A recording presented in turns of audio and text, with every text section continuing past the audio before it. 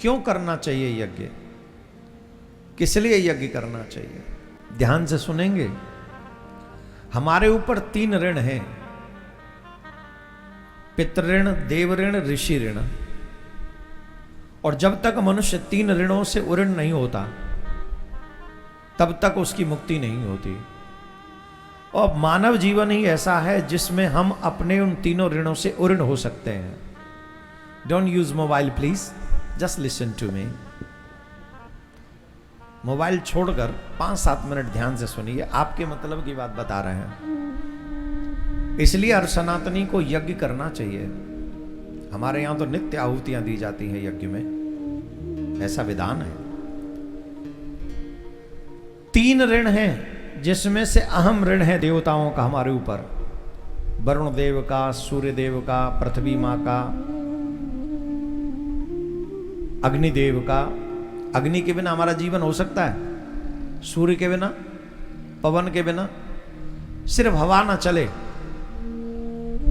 कितनी भी लाइट आ रही हो, कितने भी एसी हो तुम्हारे घर में, सारे साधन हो, और वायु न चले, वायु एकदम अपना सत्र, अपना शक्ति सीमित कर दे, एसी काम आएंगे?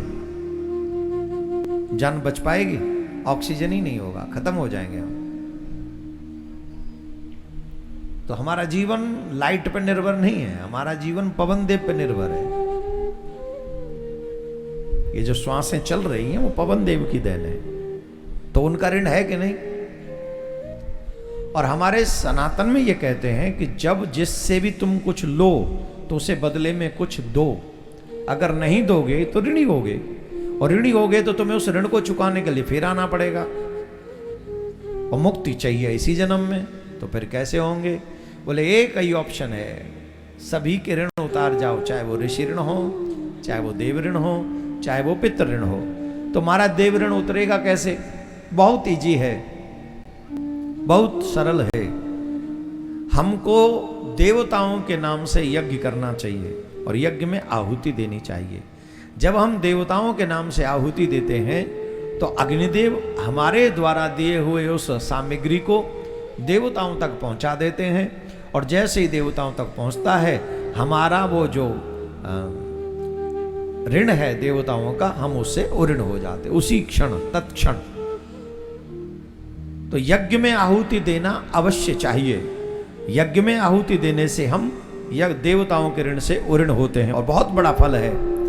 यज्ञ दान तपः कर्म न त्याज्यम कार्यमेव तत् यज्ञो दान तश्चैव पावनानि मतिं विषाणाम्। यज्ञ से आध्यात्मिक संपदा प्राप्त होती है और सभी मनोकामनाएं पूर्ण होती हैं, और मानसिक शांति प्राप्त होती है, तथा जीवन का तनाव कम होता है।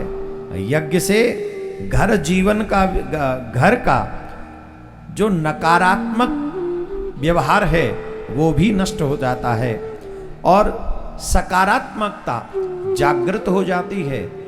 देवताओं का ऋण यज्ञ से उऋण हो जाता है। इसलिए अपने जीवन में यज्ञ करते रहना चाहिए। जब जब अवसर मिले तब तब हम यज्ञ करते रहें।